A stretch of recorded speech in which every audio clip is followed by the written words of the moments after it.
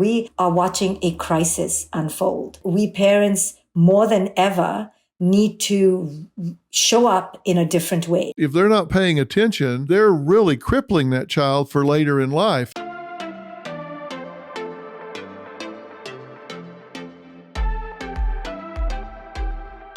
All right, everybody, welcome back to Fill in the Blanks. I really appreciate you being here. We've been having some great guests, and you guys have really been spending a lot of time with us, so I appreciate that.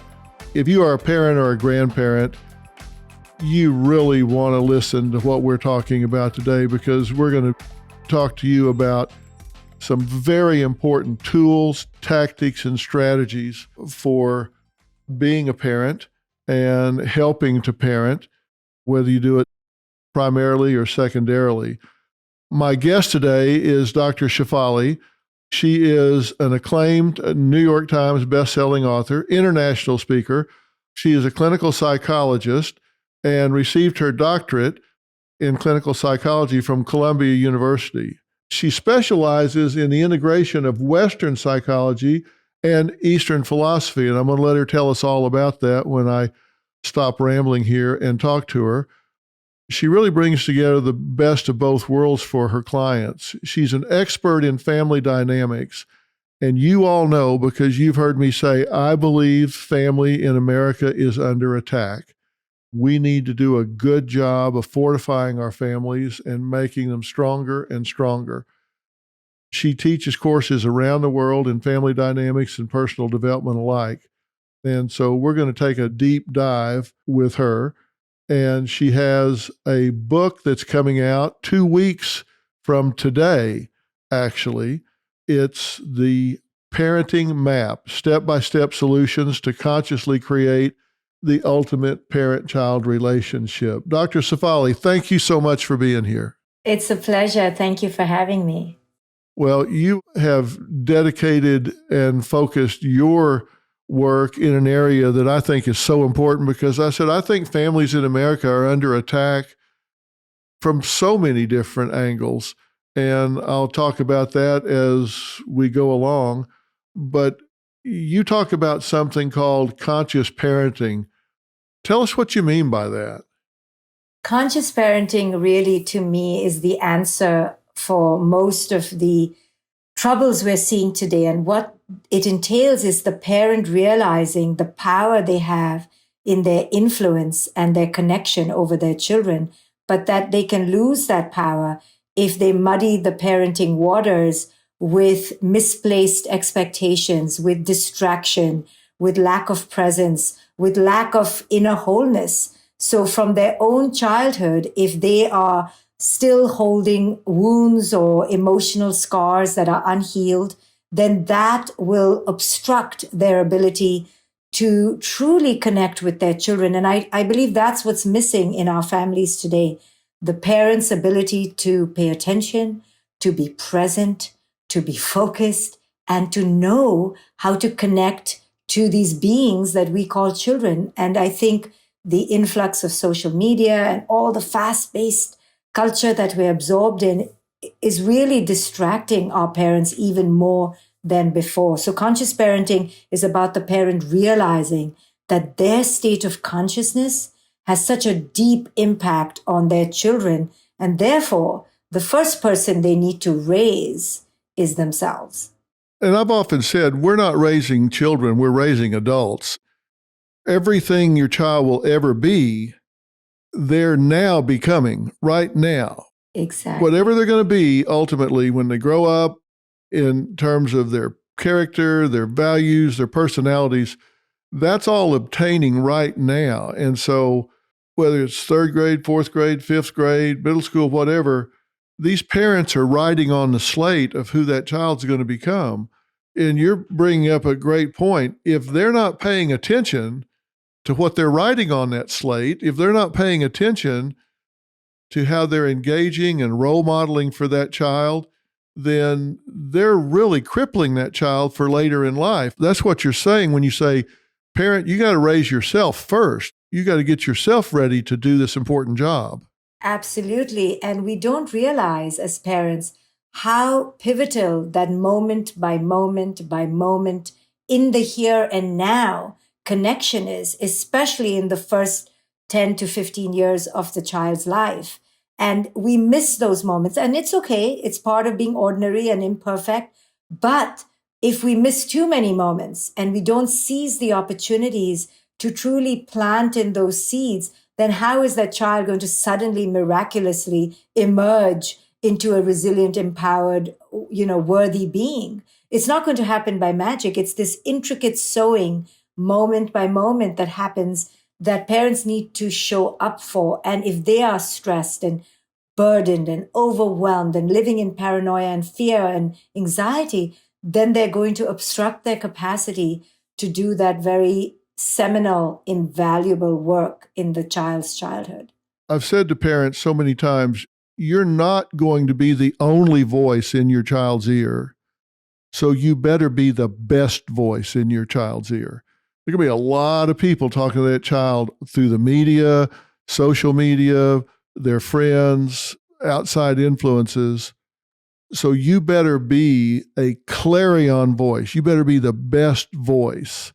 I feel that more and more strongly today than I did 30 years ago, because I think there's more noise competing for that child's attention.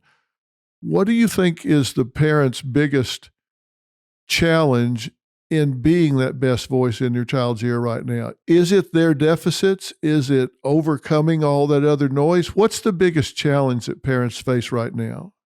It's complex, but I will say that it's also quite simple. So the simple part of it is this.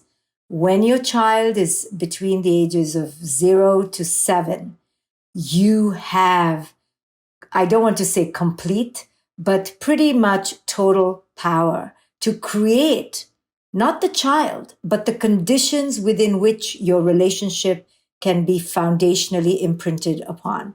You do have that influence in those early years. However, it's the law of diminishing returns. Every year after that, you now are competing more now than when you and I were parents of our young children than ever before. I feel sorry in the most compassionate way for young parents, because it's kind of a doom and gloom reality out there in terms of the excessive stimulation our children are exposed to. But the early first 6 years, 7 years are yours. So I often tell young parents, do not miss this window. It is a profound window. It is a window where your children are easily willing, able, capable of connecting to you in a way that will be imprinted upon them for life. They will never forget it. But if you don't seize that power you have in the most benevolent way, not in a tyrannical way, then you will lose that window. And there are windows, and that is the first foray into that deep connection that can be bonded and forged with your children. But after that, we are meant to release our children out into the world more and more and more.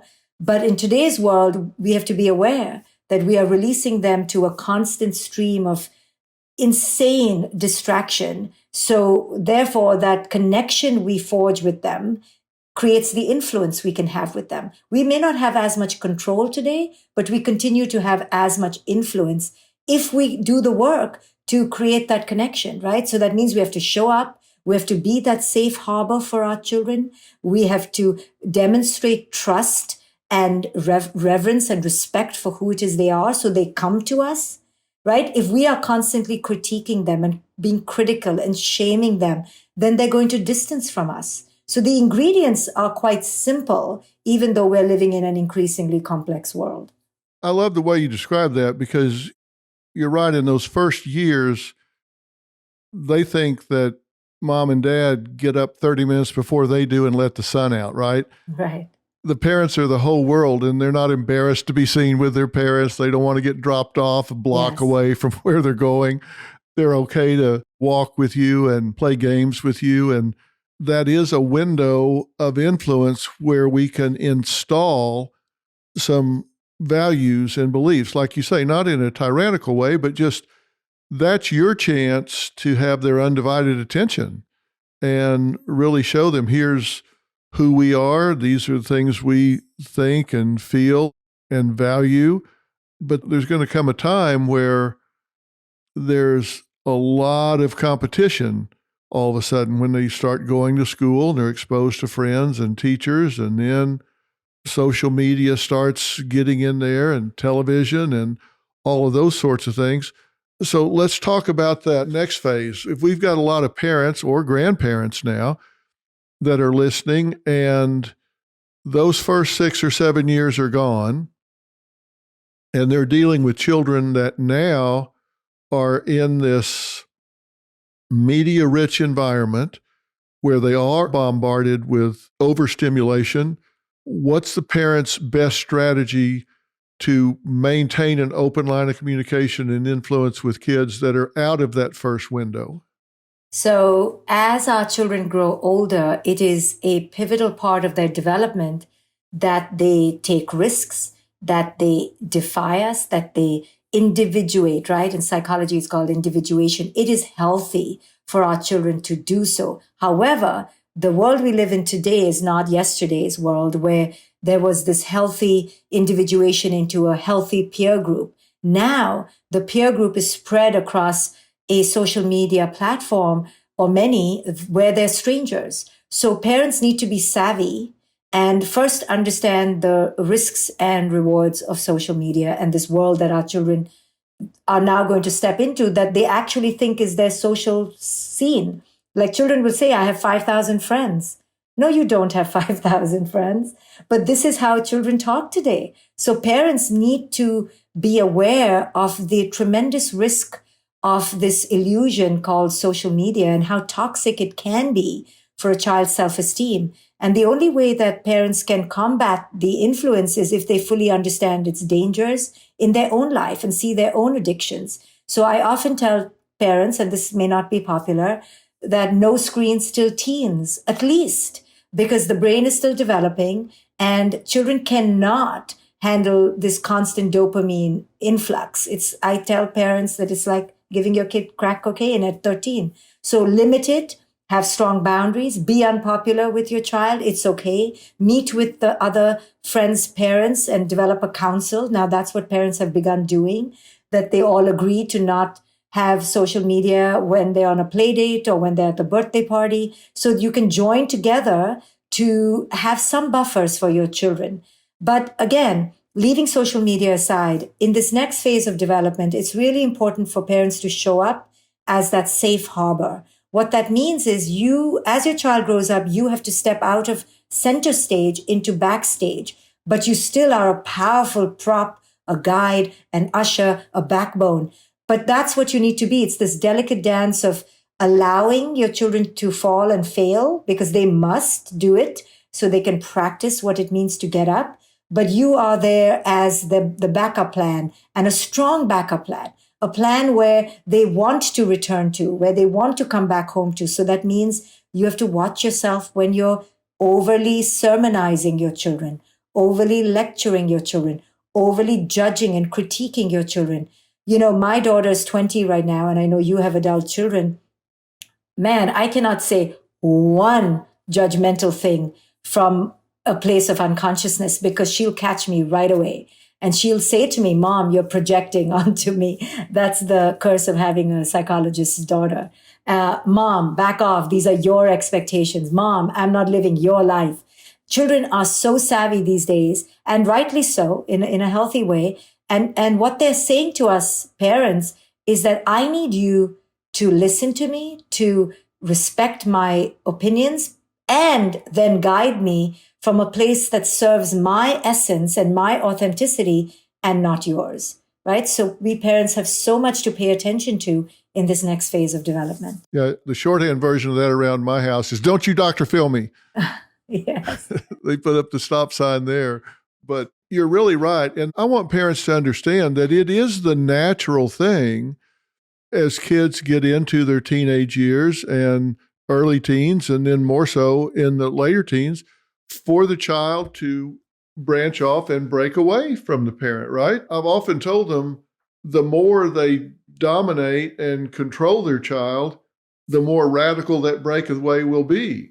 If you let the child be an individual growing up, then That'll be a gradual individuation. If you don't, it will be a more radical, rebellious sort of thing, whatever it takes in their mind to get away and stand on their own 2 feet. But it's going to happen. It's supposed to happen, right? It's supposed to happen. And sometimes parents will extol their child's virtues and say to me, my child is so good. My child and I talk every single day, and I'm my child's best friend. And, for me as a psychologist, it's just one red flag after another red flag. Oh, my gosh. After another red flag. Yeah. Because the child is supposed to be moving away from you and discovering who it is they are and not be enmeshed and stuck to your apron strings, right? So parents mistake closeness for enmeshment and enmeshment for closeness. And that is because of the parents' own toxic desires to feel needed, to feel like they are still worthy, that they have an identity.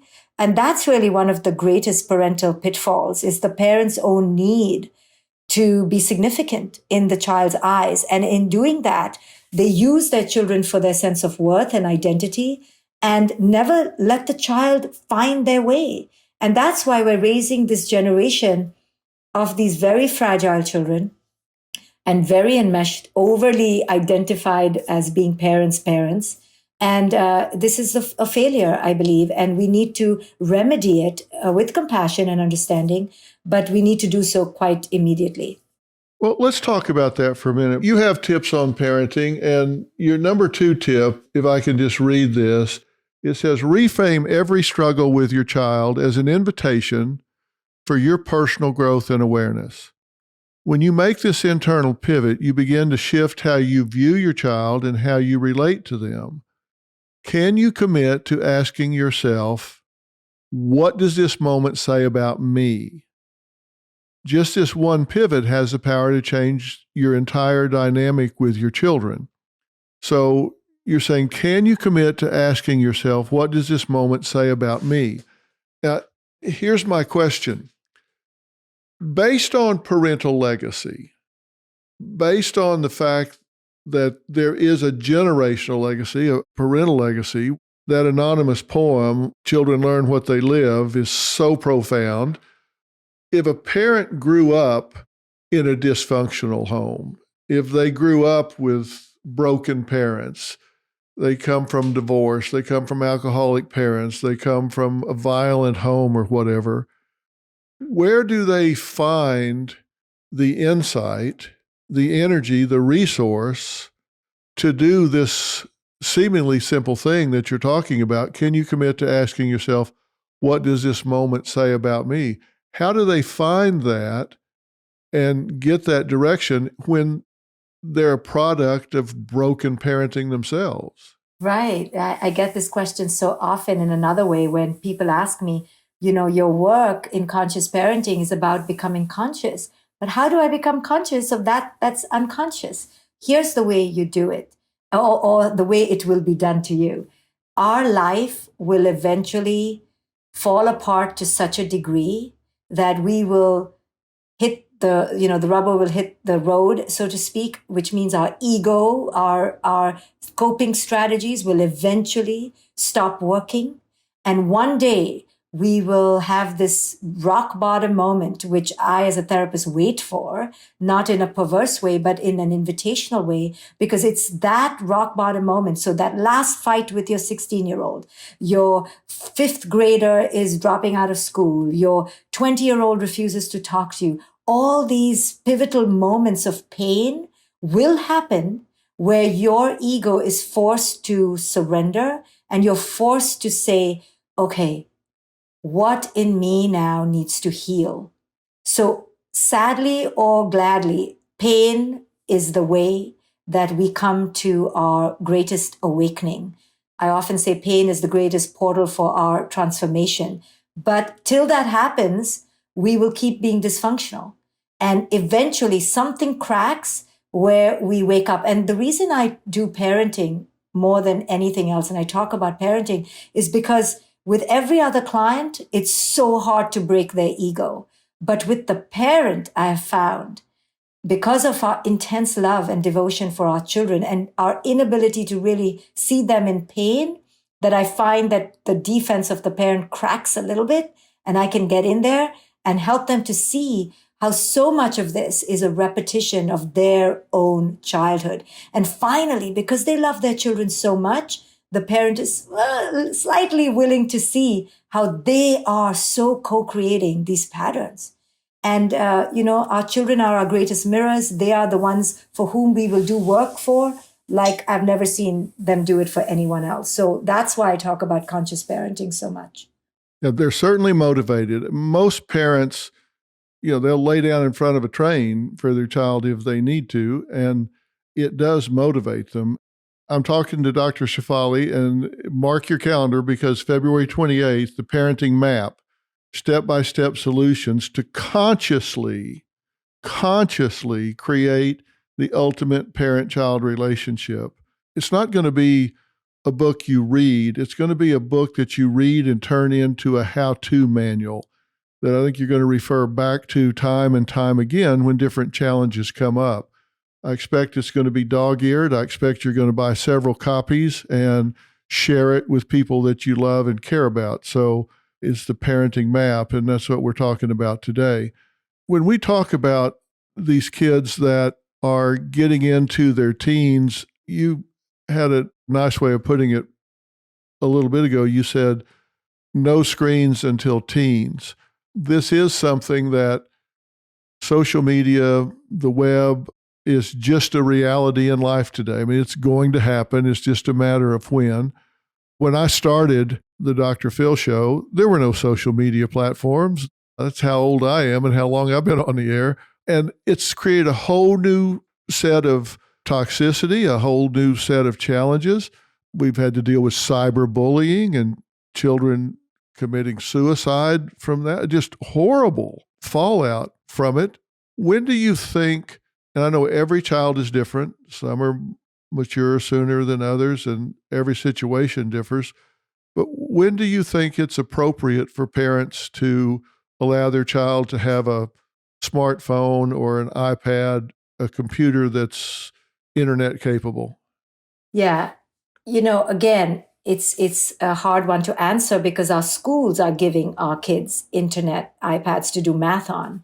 But if the parent truly understood the dangers of letting their children foray into the world of the internet without supervision, guidance, controls, they would really agree with me. And I would say that age is no earlier, and I'm talking about the most controlled, disciplined kid, 13 or 14 years old, no earlier.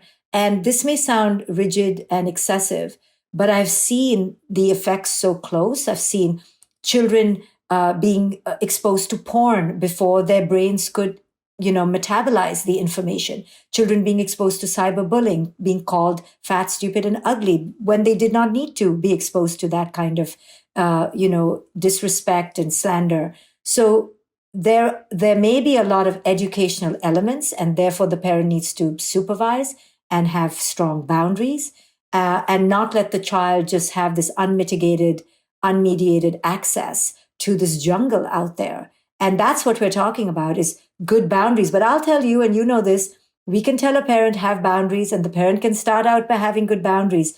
But the number one fights in all the houses of parents who come to me for counseling is around the boundaries around social media. I mean, I'm negotiating these boundaries with these children as young as 7 or 8. So we're not fighting about TV time anymore, where the parent could hide the remote. We are talking about the child's phone. So we've given them a phone or a device too early before their time.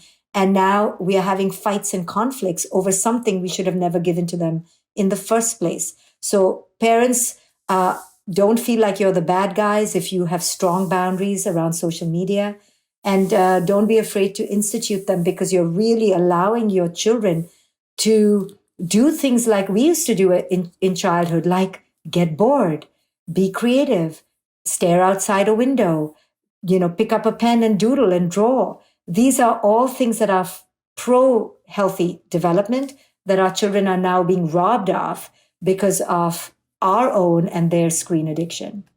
Well, there's a lot of research now, and I'm sure you've seen it, that these social media platforms with their algorithms and interval ratio reward systems and all are designed to be addictive. Yes. And they do become addictive. You say one of the biggest mistakes we make in a relationship with our children is that we presume ownership over them. I'm really curious, and I have an opinion about this that I'll express too, but I want to know yours.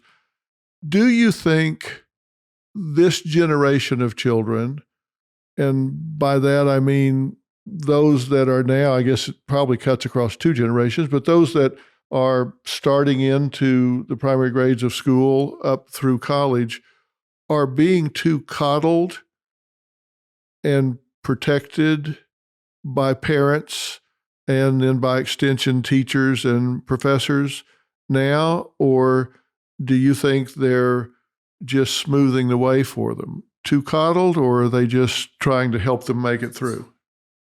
Well, I think they are being too coddled, but not just by a parent, a singular parent. I think as a reaction from us, from our generation, where we waited for the bus, where we waited we had to go get our own food delivered. We had to go and do the delivery ourselves. We never had this, door-to-door service. We didn't have Uber and Uber Eats and everything on our fingertips.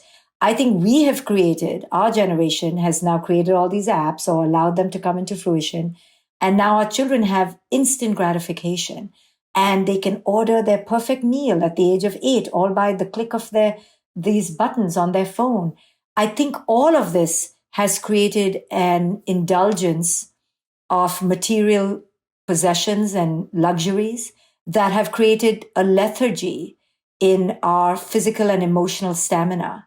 So we literally have no stamina. I mean, I watch my 20-year-old daughter have an epileptic fit almost if her Uber Eats driver got the wrong order. And I look at her absolutely flabbergasted, but knowing I am part of this creation where she cannot tolerate a bad order. And I tell her, get off your butt and cook your own food. How about that? Yeah. But I have done this. I have to take ownership, right? So our generation is quick to demean and slander this new generation as being too entitled and coddled, but we were part of this. Well, of course we are. I hear parents talk about the younger generation as though they had nothing to do with it, which is astounding to me. But I guess it was 2008 or 2009. I think about it as though big cargo planes flew over the United States and dropped millions of smartphones all over the country. Yes. And at that point, there was a shift. And the shift was that these young people stopped living their lives so much as they spent time watching others live their lives. Yes. The lives they're watching being lived aren't real. They're these fantasy lives that these influencers and all are putting up on the internet, and they compare themselves to that. And by comparison, they come out on the short end of the stick because, as I say, those are fantasy lives. They've started getting their driver's license later. And you know all this. I'm just repeating it for our viewers in case they don't know. They're starting to get their driver's license later. They're starting to date later. They have fewer friends. Their interaction with the real world truly is being crowded out by their involvement in the virtual world. And they'll say, oh, I met him and we've been dating. And then it's 10 minutes into the conversation where I find out they never met him at all. They call that meeting somebody. They never met. It's all on the internet. What is up with this? Right. Or a child will say, this person was so mean to me. And I'll be thinking in real life, like somebody was really hurting them in real life. And then I'll find out later it was because they didn't like a comment or they sent the wrong emoji. And, so listen, what we're saying is we can go on and on about these crazy kids today, but what we're really saying is that we are watching a crisis unfold. And we parents, more than ever, need to show up in a different way. It was hard enough for you and I to be present with our kids. Talk about the distractions that parents have today. I watch nanny after nanny, parent after parent walking their kids in the stroller on their phone. And I watch myself on my phone. So this is not to appear sanctimonious, but we are all in a crisis of attention and presence. And that's why I integrate spirituality and meditation in all my teachings and the principles of presence, because that is what is the missing ingredient. Because when you're present, you're paying attention. When you're paying attention, you're attuning and you're readily available for your children as they need you versus you projecting onto them in a distracted way or a traumatized way. So all of this work to be a parent more now than ever requires more energy and more consciousness from the parent. Yeah, and you put a lot of this on the parent, and I think almost all belongs on the parent. Of course, the kid has choices to make and all, but as I say, I think we really write on the slate of who they are. We color their personality by what we allow them to do, what we reward, what we fail to reward. I think you're so right, and that's why I love this concept of the conscious parenting. I did a show on New Year's resolutions, which I'm not big on New Year's resolutions, but I think any time for any reason that you stop and say, okay, let me call time out here and focus on what it is that I want to achieve or do, whether it's March 18th or July 14th or whenever it is. I think it's always great if you stop and do that. But people ask me if I would recommend a resolution to somebody, and I said, yeah, I would, but it wouldn't be losing weight or exercising more or changing jobs or blah, blah, blah, blah. It would simply be who you are on purpose. Mm-hmm. Don't just wake up every day and react to what's coming through your front door or your phone or happening at work, but be who you are, do what you do, choose what you choose on purpose. That's what you're saying about parenting, is consciously choose what you're doing as a parent. Do this on purpose. Think about it. Consciously choose it. Right. And recognize that what I've said forever and ever is when you choose the behavior, you choose the consequences. We're seeing these consequences obtain in these children's lives later and later. Is it ever too late for a parent to change the way they're interacting with and parenting their child? No, of course not, because every new moment with your child is a new opportunity to forge a bond and a connection and to apologize and to take accountability. However, that adult child now is kind of, developed. So if we are looking to influence, again, it's those early 10, 15 years, and I'm being generous here, to really do the work. And I often tell parents, please do not have children if you don't understand that you are not having them so you feel better about yourself. You're not having them to show off on Facebook. This is not a trinket, a trophy, or a prize, or one more medal. This has nothing to do with you. This has to do with you willing to go on this adventure to raise this spirit as they need to be, not as you think they should be or how your parents did it. You have to really tailor the approach very intentionally.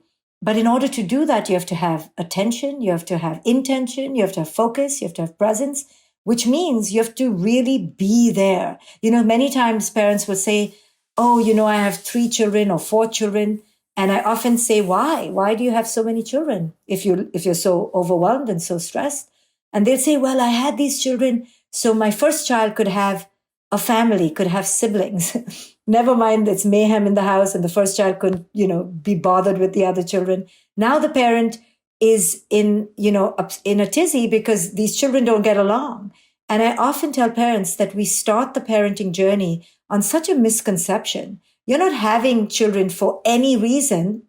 It shouldn't be for any reason except that you've decided that you're willing to raise this being as they need to be. Don't do your older child a favor. Don't do your grandparents a favor. Don't do your husband a favor or your partner. Do it because you understand what it takes. And what it takes is, it's not going to be pretty for your ego. It has to be for that child's essence. Yeah, and that really takes some forethought. I know now we see our birth rate dropping down to really dangerous levels as far as this country is going in terms of sustaining. So everybody's wanting people to have children, but you really have to think about this before you do it, because there's nothing involved in proper parenting except sacrifice. Mm-hmm. There's a lot of rewards, of course, but it's sacrifice, sacrifice, sacrifice. Is there a time in your mind when parents have the opportunity to, I guess, reparent? As you said, when these kids get up to a certain age, you've done what you're going to do, and it's going to be when they're adults, certainly, or when they're going to start to have their own children, those first 7 to 10 years, that ship has sailed. Is there benefit in sitting down with a child in the later years and saying, I made a mistake. I did some things that I could have done a better job on, and I don't want you to proliferate that generationally. I want to talk to you about that now and redefine our relationship. And I call that reparenting sometimes instead of just continuing on the journey. Is that worthwhile? Oh my goodness. It's so amazing and profoundly transformational if a parent can do that and if the child will give them the audience to do that. Just the other day, I had to publicly declare an apology to my child because she was going on and on in front of other people about how I traumatized her. And I knew I had messed her up a little bit, but not, my goodness, she was acting like I had traumatized her. But instead of getting defensive, I just said, I was just ridiculously pushy, and I publicly declare an apology. And she said, you're forgiven. But children need that, and we parents get so defensive. But that was their experience. The way she told the story and the way adult children will tell their story about your parenting will be very different than how you remembered it. And often we parents so different, and they remember every mistake, right? They will not remember all the good times, that all the times you salvaged the situation and showed up. They will remember your unconscious moments. But that's such a beautiful thing, because what that means is that they're still holding some pain around that, and they're asking to be validated. And the fact that they bring it up in adulthood, as annoying as it is, and as, shortchanged in terms of memory, and it's just, their own story being told, it's a powerful opportunity for parents to take that moment to heal and to say, you know what? I may see it differently, but I hear you. I see that you're still holding a grudge and you're really in pain about my unconsciousness, and I was foolish. And I really want to tell you that I apologize for hurting you. It doesn't take anything for us to do that, but some parents will just not do it because they get so defensive, which is the reason why the child is still holding on to that grudge. So reparenting is an endless opportunity to heal, to take accountability, to release your child of their grudges. What a wonderful thing if we can do that for our children. Yeah, I tell parents, don't be a right fighter here. Perception is reality. If that's their belief, and you don't want to enable delusional behavior, but if that's their belief and that was their experience, then instead of being defensive about this, you can say, okay, I hear you. I get it. I get that that was your experience, and I'm really sorry. And if you'll give me the chance, I'll do better. It's real hard to continue rebelling against that. It's real hard to continue resenting that. Mm-hmm. And it's real hard to keep that chip on their shoulder. It's a gift to them. It sets them free. It sets you free. My boys now are 42 and 35. They're 7 years apart. I've always said, you never finish parenting. You just start doing it from a distance. Right. They're both now parents, and I watch them. I remember when our oldest was like 1.5 or 2, we were in a restaurant and he just went off the deep end and was crying and screaming. I remember Robin telling him then, when you're 16, I'm going to get you for this. And then when he had little ones, he remembered that we used to joke about that. And then his kid would go off the deep end. And it's funny what they remember and value across time. If you can have that open dialogue, it's funny looking back, we never tried to be our children's best friend. Yep. We tried to be their parents and not win a popularity contest. We have, I think, so much better relationship with them now as adult children to our parenting from a distance than if we'd tried to be their best friends then. Yes. And parents don't realize you're going to pay for this later if you screw it up now. And if you do it right now, you're going to reap the benefits later. Yes. It's just not making yourself feel better in the moment, but doing what is in the child's best interest in the moment and knowing you're going to reap that benefit later. They have a backwards way of analyzing this. Well, I think it's not even that parents are consciously doing this. That's the problem and the point, that parents are so distracted, disconnected, and in a place of, real dire internal pain themselves.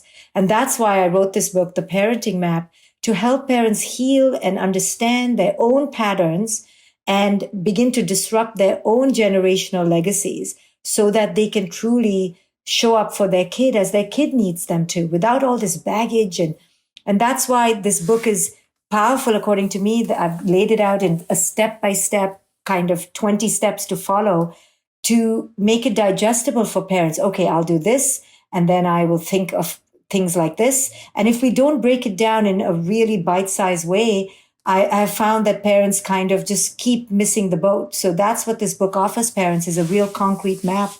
How do I think about happiness? How do I think about success? How do I think about achievement? What are my patterns? How am I showing up? What are my typical ways that my ego sabotages things? These are the questions that this book seeks to answer. Well, I think it does answer them, but it answers them in more than an insightful way. It answers them in an action-oriented way. And that's what I love about the book, because you do address the question and you give an answer, but you also tag on to it. So here's what to do. Yes.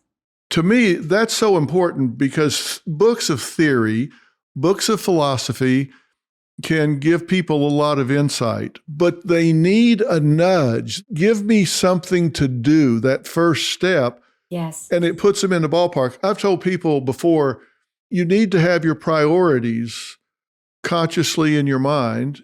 And if you catch yourself during the day working on something other than your top priority, you need to stop and ask yourself why.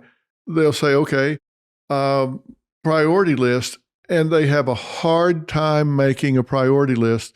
But if you give them one or two examples, then they can just fill the whole thing out. They just needed how to get started.